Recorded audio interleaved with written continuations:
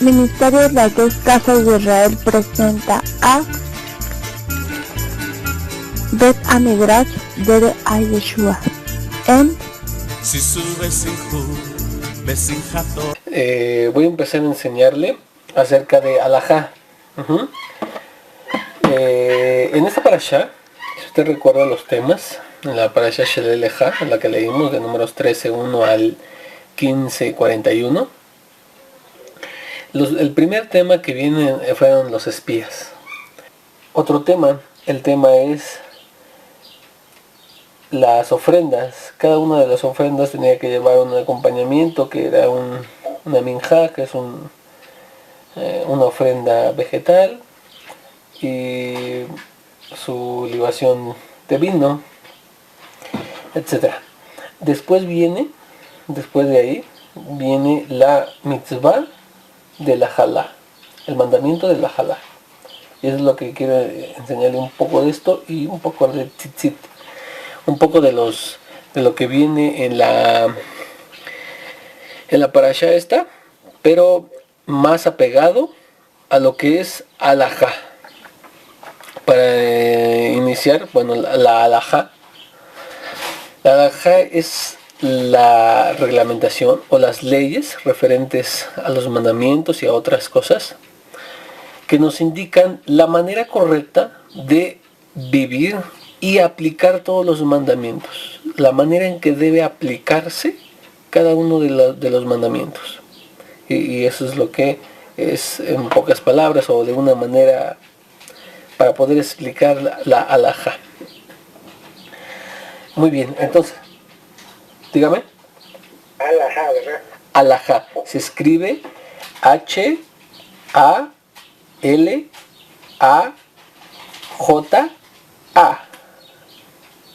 Alajá. Okay. Alajá.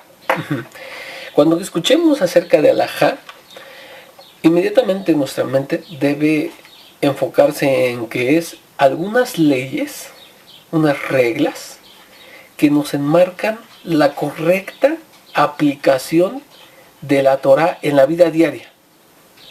Y esto puede ser desde el matrimonio, puede ser en las comidas, puede ser al levantarnos, al acostarnos, etcétera, etcétera. Y por supuesto giran en torno a los 613 mitzvot. Pero esta alajá pues nos ayudan a ver cosas que, por ejemplo, nos solucionan en ¿es correcto o no es correcto prender la luz en Shabbat? Vamos a ver la Torá. La Torá nunca habla de electricidad, puesto que no había electricidad. Pero de todo lo que es la sabiduría de Israel y los sabios han deducido, etcétera, etcétera, se llega a la alajá de hoy, para hoy, no es para nuestros días. Es decir, que nos dicen que está permitido y que no está permitido, basándose obviamente en la Torá. Muy bien, entonces eso es lo que es alajá.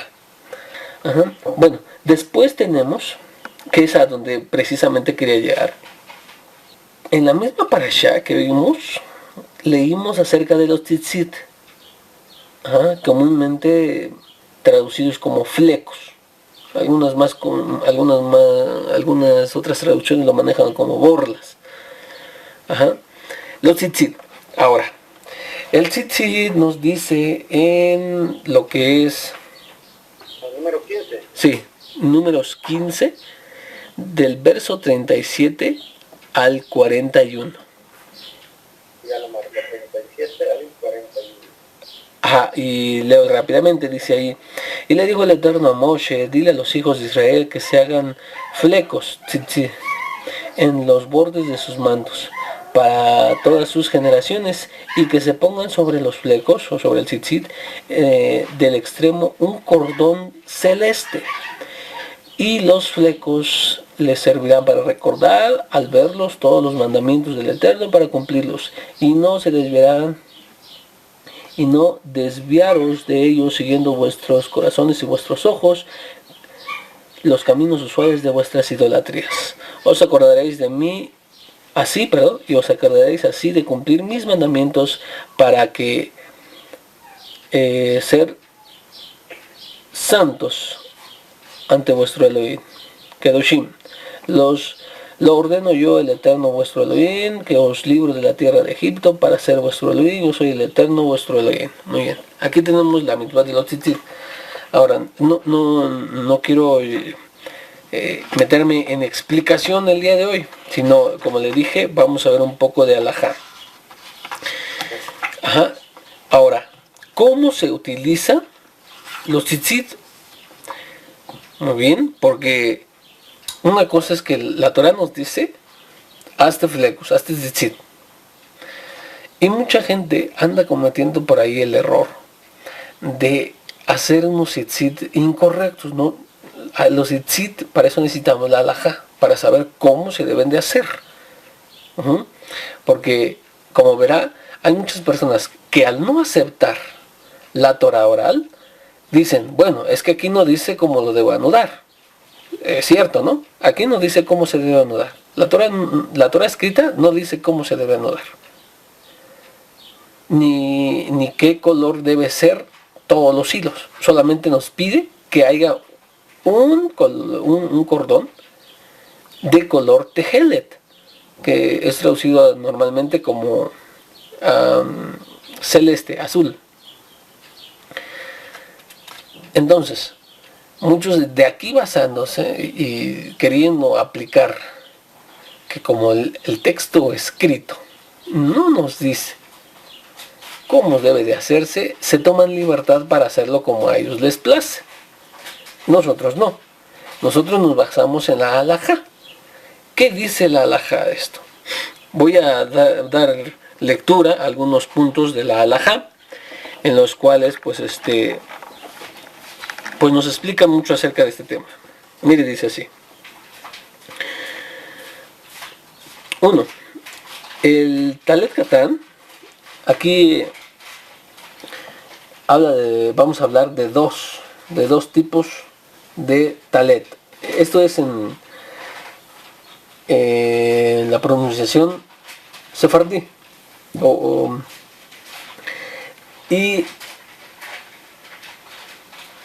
Talet es en sefardí y en ashkenazí es talit. Una diferencia en pronunciación.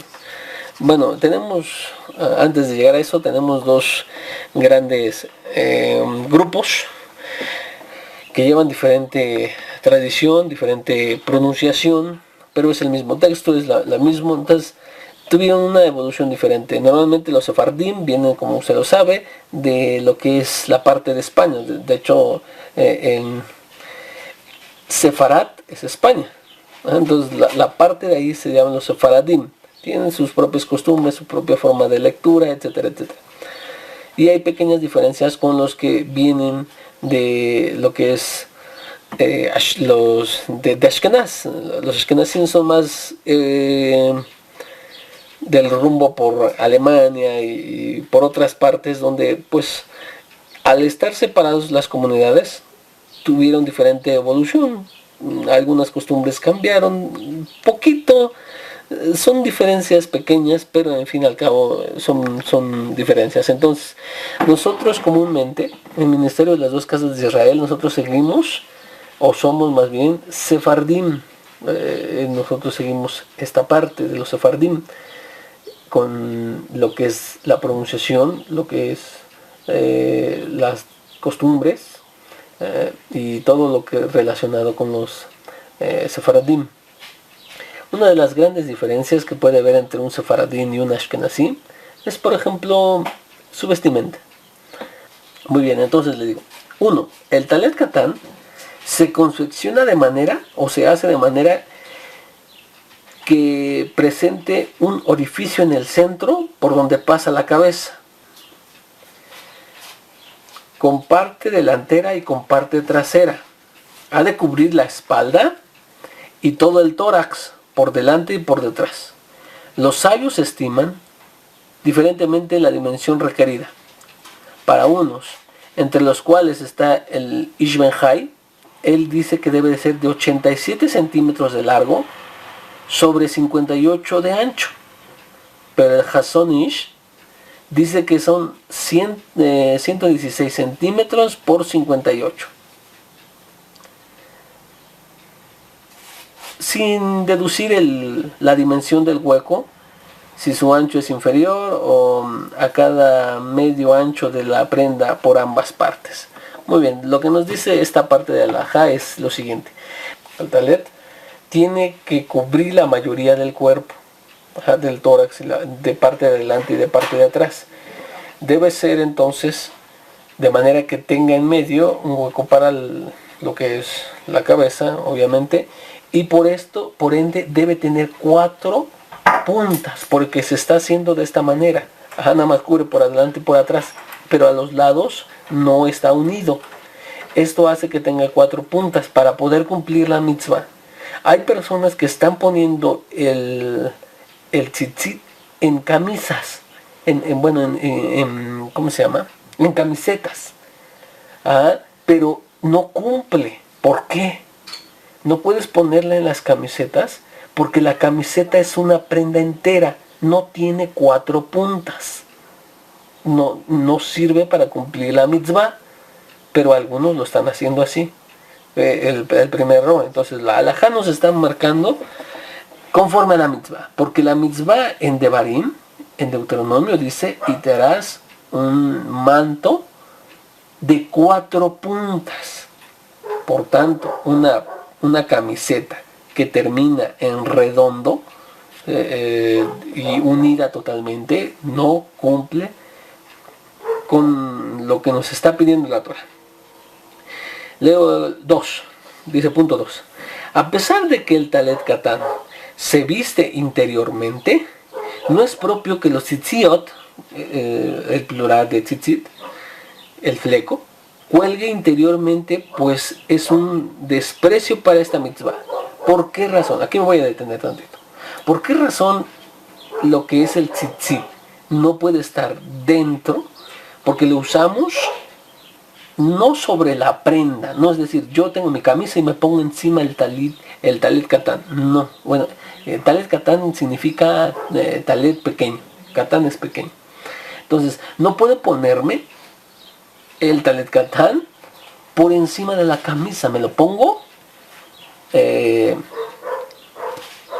directamente a lo que es el cuerpo. Pero los tzitziot, los flecos, no deben estar dentro, porque si vamos a ponerlo dentro, vamos a ponerlo dentro del pantalón, ¿sí? Y dentro del pantalón obviamente puede rozar o estar en lugares inapropiados, por ejemplo en la parte trasera de nuestro cuerpo o en la parte del aparato reproductor. Entonces aparte no es propio, entonces por eso, ¿sí? No es propio, porque es una mitzvah que tenemos mucho respeto. Por eso es que los tzitziot o los flecos deben estar por fuera, aparte porque lo que vamos a seguir diciendo, dice aquí: lo preferible es llevar exteriormente los tzitziot para cumplir lo que está escrito, y los veréis, como lo acabamos de leer, dice, y será que cuando los vean. Si tú los tienes por dentro, no los estás viendo, por tanto no cumples la mitzvah. Por más que tú tengas los tzitziot, obviamente no estás cumpliendo, porque la Torah dice: cuando los veas te vas a recordar. Si no los ves, no estás cumpliendo. ¿Ok? Y dice adelante: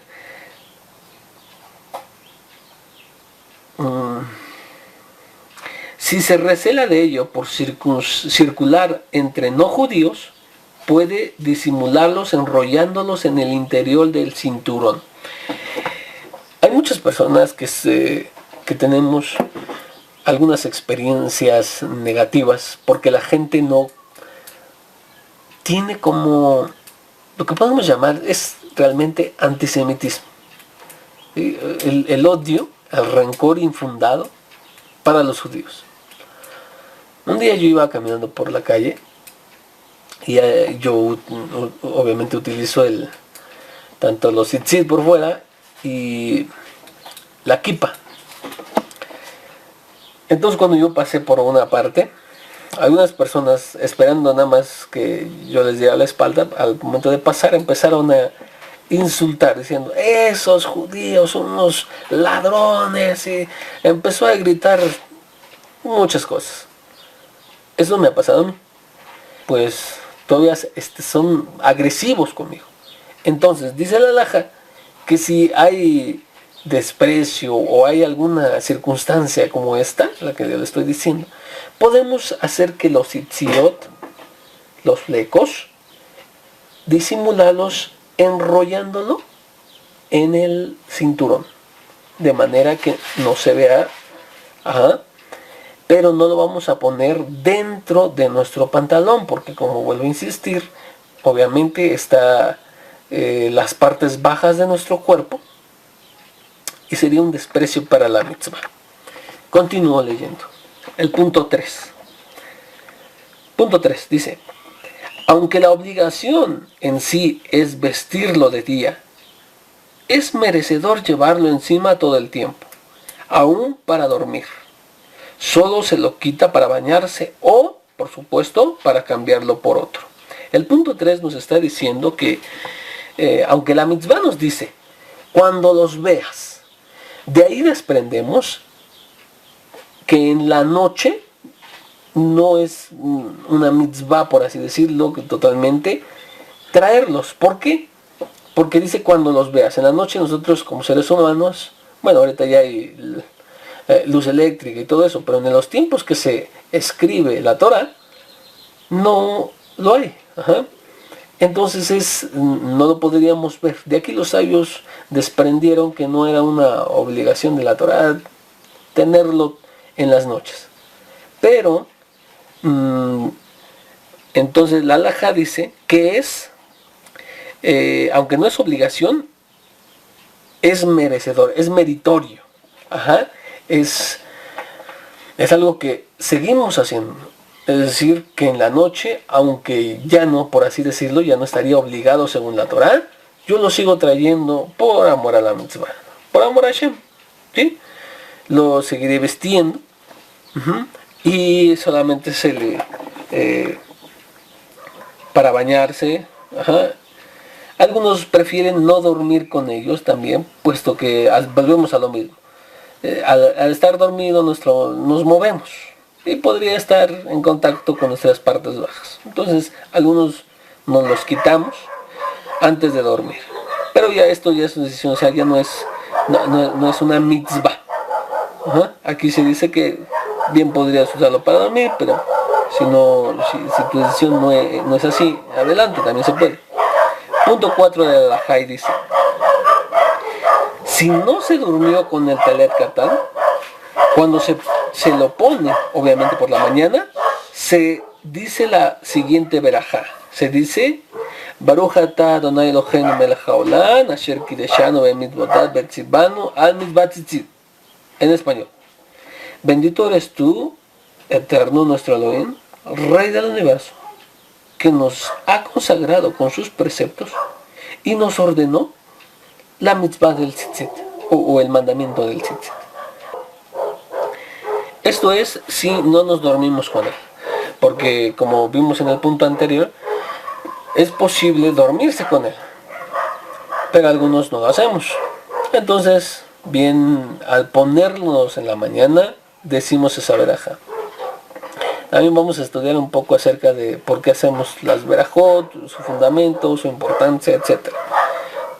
Vamos a tratar de abarcar lo que más podamos en diferentes temas. Y último punto es el punto 5. Esto no es la halajá completa. Hay libros de halajá muy grandes que nos ilustran más. El que le estoy leyendo es de el Shulchan Aruch, es una recopilación de leyes, claro, de la tradición sefardí, hecho por Rabbi Abraham Hassan. Es fácil de entender, para que todos los que empezamos tengamos la posibilidad de ir adecuando nuestra vida conforme a la halajá Y por ejemplo, ya nos dijo lo que más necesitamos saber de cómo vestir los tzitzit, que hay dos. Ahorita solamente hemos visto el talet katán, el talet chico, pero hay otro, el talet grande, es el manto con el cual nos cubrimos, y ese no va directamente del cuerpo, va totalmente a exterior. Y el exterior también tiene sus alajot, tiene sus reglamentaciones. Lo principal, vamos con el talet gadol, el talet grande. En 5 puntos también lo vamos a ver, muy corto, de manera que nos ilustremos en este tema. Voy a leer, dice el punto 1. La obligación de cubrirse con el talet gadol se aplica solo de día, a partir del momento en que hay suficiente claridad para distinguir a una distancia de 2 metros a una persona que conocemos vagamente. Y aquí hace un pequeño comentario, el mismo libro dice que hay tablas donde indican los horarios según cada lugar donde se viva. Bueno, normalmente es desde que amanece, ¿sí? Desde que hay suficiente luz para poder distinguir. ¿Por qué? Porque la Torá dijo, cuando los veas, ¿sí? Y esto se deduce que es de día, la obligación es de día. Punto 2, dice. El talet gadol se viste de la siguiente forma. Se toma en las manos, se despliega y se recita la verajá. Baruch atah Adonai Eloheinu melech haolam asher kideshanu bemizvotav betzibanu lejitafet betzitzit. Que en español sería: bendito eres tu eterno, nuestro Rey del universo, que nos consagró con sus preceptos y nos encomendó cubrirnos, o algunas versiones dice envolvernos, en los tzitzit.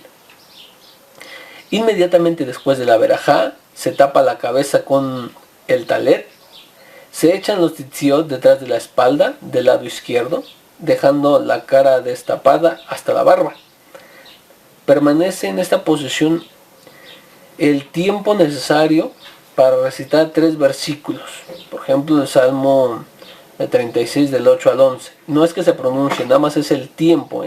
Aquí es una anotación que yo quiero hacerle aquí lo que está diciendo Adalajá. Luego arregla el talet sobre sus hombros de forma que quede cubierta toda la espalda. No deben enrollarlo como una bufanda. No se puede enrollar como una bufanda el talet, pues así no cumple con la bendición que acabamos de recitar, que es leitafet, que significa cubrirse. Muy bien, entonces, ¿qué tenemos? En el talet dice que nosotros debemos de ponerlo adelante de nosotros, lo extendemos, decimos la verajá antes de ponérnoslas, nos las ponemos y la doblamos del lado izquierdo. Yo creo que le voy a enviar un video para que vea cómo es este proceso. Y de ahí esperamos un tiempo, el tiempo necesario para recitar 3 versículos en un pequeño tiempo, y entonces ya después lo podemos acomodar de la manera usual o de la manera que la mayoría lo utilizamos. Ahora, esto es como vestirnos el tzitzit, el talet gadol. Punto 3. Punto 3 dice, si el talet se cae de la espalda al suelo, al volvérselo a poner, se pronuncia de nuevo la verajá. Si nosotros, por algún movimiento, o no sé, se resbaló, obviamente de nuestro cuerpo, y cayó al suelo completamente, entonces al momento de volvérnoslos a poner, necesitamos recitar otra vez la verajá. Punto 4. Si se quita el talet para hacer sus necesidades, o bien para ir a algún otro lugar, con la intención de volvérselo a poner poco después, no debe pronunciar de nuevo la verajá. Es importante. Digamos que vamos a hacer la tefilá de la mañana. Un ejemplo. Voy a hacer la tefilá de la mañana. Yo, antes de Y obviamente de esto hacemos las bendiciones de la mañana. Y en esa pues, nos dice que la de ir a hacer nuestras necesidades. Pero yo voy a iniciar mi oración, ya fui al baño, ya regresé. Y en el momento que estoy yo a punto de hacer mi tefilá, mi oración, nuevamente siento el deseo de ir, la necesidad de ir a hacer mis necesidades fisiológicas. Bueno, y yo ya tengo el talit. Si yo voy a continuar con mi oración, entonces ya no tengo necesidad que al ir y regresar, porque me lo quito, los quitamos el talet grande para ir al baño y regresamos. O no sé, vamos a decir que no sea para ir al baño. Empezó a llorar mi hija y quiere leche. Entonces no está su madre presente y le quiero dar leche. Cuando interrumpo mi oración, voy allá, le doy leche y al regresar ya no tengo que pronunciar la verajá porque yo tengo la intención de seguir. Solamente tuve una pequeña interrupción. Al contrario de lo que es que se cayó de tu cuerpo. Si tú estabas haciendo la tefila pero se cayó, tú no tuviste la intención de volvértelo a poner. Es por eso que se debe de hacer la verajá cuando se te cae y no cuando tú haces una pequeña interrupción, porque todo está en si tienes la intención de seguir o no seguir. ¿Sí? Si hay una interrupción de esta intención, si hay una interrupción, debes de volver a hacerlo. Si no hay una interrupción, entonces no hay necesidad de volver a hacerlo. Eso es, ya el punto 5 dice, lo más meritorio es llevar el talet de pura lana. ¿Muy bien? Entonces dice la alajá que lo más meritorio o lo mejor, lo más aconsejable, es que el talet sea confeccionado con lana. Aquí no nos dice que la obligación es de vestirlo de lana, sino que es lo más aconsejable, lo mejor. Pero de no tener una de lana no hay problema. Esto es en la parte de lo que es el talet katán y el talit katón. Entonces, ¿tenemos alguna duda? Pues yo antes de conocerlo a ustedes, conocí al Cohen. Entonces, yo compré todo lo que es la vestimenta. Y yo ya no fui, sino me vine pues, porque yo soy de Chiapas y yo fui a